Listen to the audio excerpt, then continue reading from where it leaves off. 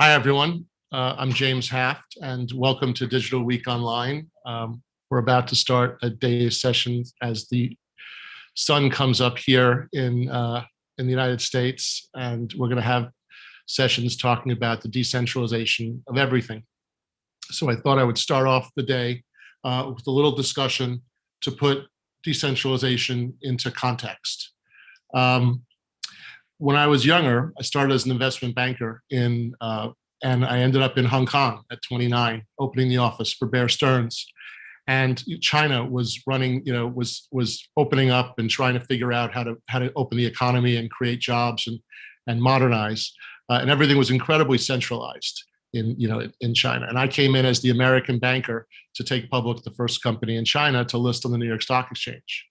And we had to go through very specific procedures. We had to have political meetings, and we had to make the right people happy and the right people comfortable in order to go through the very specific centralized system on how to list. It turned out that if we followed that path, that we were never going to be able to take the company public, that there were too many rules that conflicted between the United States and the securities laws and disclosure laws and the realities in China, who were not yet ready to have public companies. They didn't have public markets yet. They didn't have this type of disclosure or types of obligations or legal liabilities that we had. So we had to create a tokenized opportunity for the US and international investors to invest in the first company in China to list in the New York Stock Exchange, which was a motorcycle company. And what we did was we formed a holding company in the BVI and put the shares from the Chinese company into the BVI company, and then took public the BVI company. So the investors got to buy the shares in the company in China, just as we had discussed, but we had found a way to circumvent or to decentralize away from the specific part of the strategy of China in ways that made the US investors have access to the Chinese opportunity that they wanted. And when I talk about that, because as we're talking now about the decentralization of finance, we're talking about DeFi, and we're talking about the different ways that people are communicating in decentralized systems. I like to put it into context. So in the 1990s, computers came around, and people couldn't figure out why did people need computers? Why would you need a personal computer? IBM built the first personal computer, and they had to stop selling it. That business went out of business because they couldn't figure out why people would need computers.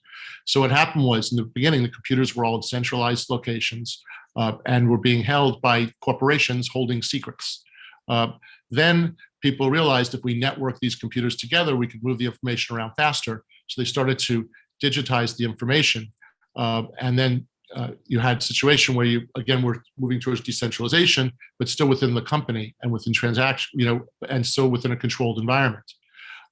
When they then realized that you could take that information and move it into the public's hands through web browser, which was another form of decentralization, you started to see that people would talk to each other and start to have interest in each other's activities, and there started to be a benefit to sharing the information, and people started to understand.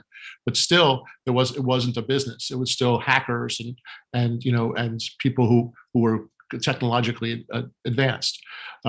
Then came along the e-commerce. So when you layered e-commerce on top of the digitization of everything and networking, all of a sudden, wow, this is a business. But they started to doubt, well, could it be a real business? And will Amazon ever be will Amazon ever make a profit? And so that trend went up through the early 2010, 2011, and in the early 2010s and 2015, started to realize, wait a minute. Maybe this idea of how we're holding information, maybe it's too centralized, right? Maybe if we start to share information more freely, we could encourage growth and communication, and start to evolve how humans work socially, politically, in education, in economics, and just across the board of how people are able to communicate and grow. So what we have now that's changed and really is supporting the decentralization is the distributed ledger. So historically, companies and people held their information as a secret, and they guarded it. They made sure that was their competitive advantage against other people. In the late 1990s, the concept of open source software came around. And open source software was the idea to share and to build upon other people's usage without charging them, so that you could basically create environments that could propagate easily and freely, and people could build systems with each other that would intercooperate, and that you would build business models based on top of that ability to cooperate. And of course, the big businesses came around and said, no. IBM, and Oracle and all the big computer corporations said, open source software, giving away software for free, that's not a business. Those guys are radical. It's never going to work, right? And now what we have is an understanding, when we came forward with distributed ledger, that you can take that concept of open source and sharing and build it on a different system than the old silos. So today, the open ledger, which is really the distributed ledger, is the key to what's happening in the changes in finance and in social media, in communications, and it's going to have its way in politics, religion, and education. So what's happening now is we have a new system for how we hold information and how we benefit from it mutually, instead of having silos that are enforced and regulated. Instead, we open our information and we share it with other people, and we build models that enable people to use that software and to incorporate. If you incorporate my software into your business, then I have a link to your business, and I have an ability to market to your community. And so what we're seeing now is that going from the idea of little fiefdoms to larger and larger units of people sharing information that enables them to work faster, to learn faster, and to build faster. And so what's happening is the time that it takes to have a new idea and to get it to work technologically, because you have the free tools that are available to you, and then the ability to share it with other people, because the internet is a shared platform which is decentralized, and then the ability to build community has changed dramatically over the last 10 years.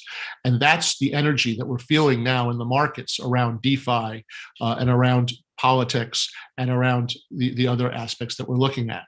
So, when you look at these businesses around you, people have in the past thought the technology was the thing. And so if I had the tech, I had to patent it, I had to protect it, I had to make sure you didn't understand it, I had to make a black box that would hide from you how I'm making money. And that would be my advantage. And I would sit in the corner counting my money when nobody could see it. Right. And that's changed now. And what's happened is that we've started to realize that the technology is interesting and it's fantastic, but it belongs to all of us. And it enables us to all share and grow faster. And so now, when you come to me with your idea that you want us to invest in or to work with, when I look at the technology, it's fascinating, and the people are brilliant that are focusing on it. And it's you learn from all the conversations and all the different intercourses that you have. But the reality is that the technology isn't the thing anymore, right? The thing is the sharing and the ability to build community. If you show me your technology, that's great. I can appreciate it, and I can understand how we can use it, and we can see how it can involve other people. But the reality is that technology is not a business, and it won't be a business. It won't be a business until people are using it, until you've built community. So the idea here is to get the technology and the communications and the abilities into the hands of as many people as possible, get them using your platform, build that community as a network, and make that the strength that makes you into a business. So when we look at things from a bigger perspective, because in my eyes, people tend to get things backwards. We tend to get causation backwards. People think that Bitcoin is causing a change, or that distributed ledger is causing a change. And I think it's exactly the opposite. I think what's happened is that we, as a global community, have started to realize the fragility of our system, and how, by depending on centralized authorities, we've put our eggs into a basket that isn't necessarily A, durable, or B, in our best interest. Historically, we've formed these centralized authorities around governments and fiefdoms, politically and in business, to grow and to create environments of common language where people could share. And we needed the centralization because we didn't have the ability to deliver information in a decentralized way quickly and accurately. So we started to rely on experts, and experts would tell us how to do things and what was in our best interest. And maybe in the beginning, those experts had the best interest of the community at heart. But I think right now, when we look at what we're being told, that you start to see that these centralized authorities that we've been depending on, that are the core of the legacy concepts in finance and in politics and religion and society, you start to see that these entities are starting now to exist in a way to protect their own existence over the benefit of the population that they're supposed to support. So now when you listen to a politician talk, or you listen to either the Democrats or the Republicans in the United States or the Chinese leading party, you start to understand that there's more than one agenda, and that the real agenda underlying almost all of these regulatory and political regimes is the self-perpetuation of their own power. And I think that humanity, now that we have the internet and we have decentralized conversation, I think that we're trying to now demand truth. We're trying to find a way to synthesize all the information that we're hearing and to get the signal from the noise. So the idea now is, how do we get truth without trusting? How do I figure out what the parts are that's being said that are accurate descriptions that I can use as actionable information, and which parts are the part of the system trying to maintain itself? And as we're doing that, we're looking for new tools. Right? It used to be all your information came from one newspaper, and that all your phone calls were routed through one operator. Right? And now, as this has grown, we've started to understand the value of getting information directly from the source, and working with other people who have the same interest as we do, so that we can start to trust the intelligence of the crowd and the self-interest of the crowd, because it represents my self-interest, because it's a community that I belong to be part of. And if you take this and you want to look at it as in a bigger context, you start to understand that we're demanding decentralization. My partner, David Johnston, says that anything that can be decentralized will be decentralized. I'm not sure that that's exactly true. I think that there are some things which we might not get to nirvana. But if you look at the things that we're focused on in terms of finance and DeFi, which is where I specialize, you'll see that almost everything is decentralizing. So currencies are decentralizing, right? You're going from states to Bitcoin, which is stateless, to now organizations which are forming their own currencies to be part of their system. Fundraising used to be done by banks and specific under regulations. Then we had ICOs, which were a bit of a wild west, but they showed that there was a real demand for freedom in finance. Even when ICOs were expected to be 90% scams, was the most popular time for ICOs. It took the governments to come in and stop them, because people really wanted these things to happen. And now, past ICOs as decentralization, we've moved now to decentralized exchanges that are doing decentralized launches of businesses, where there's no business that's being launched. It's actually a platform, and you're doing a decentralized distribution directly to the ultimate holder from the company. So again, you're decentralizing. And then when you look at ledgers and how information is being stored, so historically we had double entry accounting. And the double entry accounting was the tool for internally comparing, and it enabled there to be mergers and acquisitions and businesses over the last 400 years.